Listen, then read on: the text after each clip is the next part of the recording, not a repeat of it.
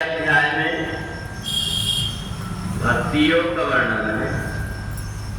अभ्यासे अप्त समर्थोषि मत्कर्म परमो भव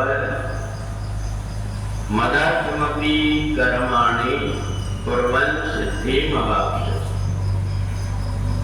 भगवान ने भक्ति का जो रास्ता है इतना सरल रास्ता है, उठते बैठते चलते फिरते हम परमात्मा की भक्ति कर सकते हैं। परमात्मा की भक्ति करने के लिए हमें एक जगह बैठ करके आंख बंद करके परमात्मा का चिंतन करना है, ये जरूरी नहीं। हम जो कुछ भी काम कर रहे हैं, शरीर रखो जहां काम धंधा, मन रखो जहां गोपी चंदा।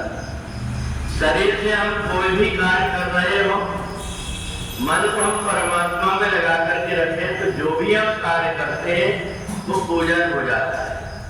जितने भी महाराष्ट्र के संतों को हम देखें, चाहे वो गोरा कुमार हो, चाहे तुकाराम हो, चाहे जितने भी मुक्ताबाई हो, इन सबके चरित्रों को हम देखें तो इन लोगों ने अपने कार्य को पूजा बना लिया।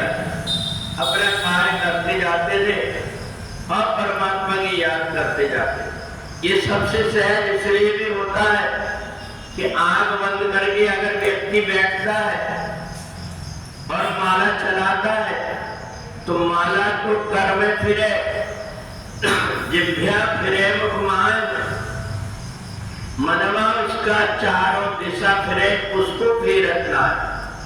हम हाथ से माला तो फेर रहे हैं परंतु अपना मन जो चारों तरफ भटक रहा उसको नहीं फेर पा रहे।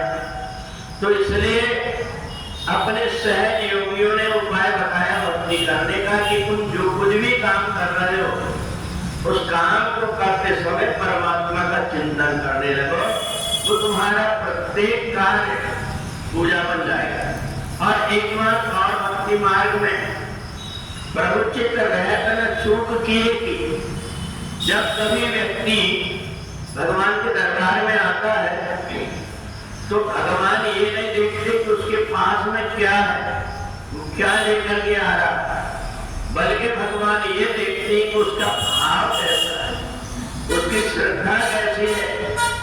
तो इसलिए जो परमात्मा की भक्ति श्रद्धा और भाव लेकर के करता है, परमात्मा के ऊपर कृपा हो, परमात्मा की निश्चित रूप से उसके ऊपर कृपा इसलिए हो जाती है क्योंकि उसने अपने अंतःकरण को पवित्र करके परमात्मा की भक्ति कर रहा है। कोई व्यक्ति ये सोचे कि मैं परमात्मा को पैसा देना से प्रसन्न कर लूंगा, ये उसकी भूल है।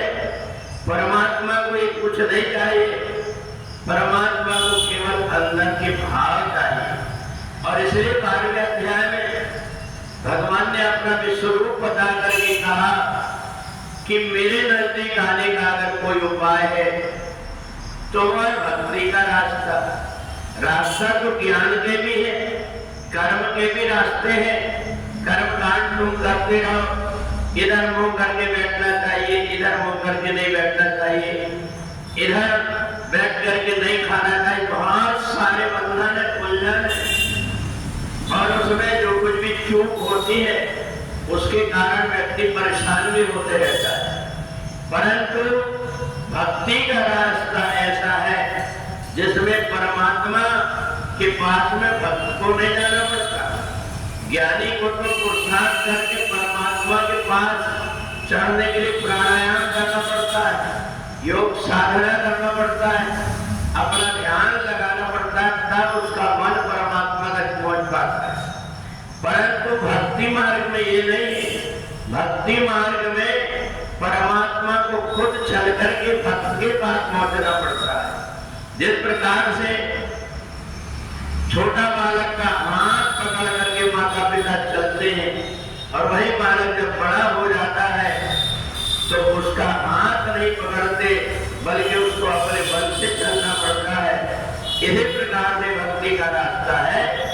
तो इतना सहज और सरल रास्ता भक्ति का है जिसमें हम जहां है वहीं रह करके परमात्मा की भक्ति करके और अपने जीवन को कृतार्थ कर।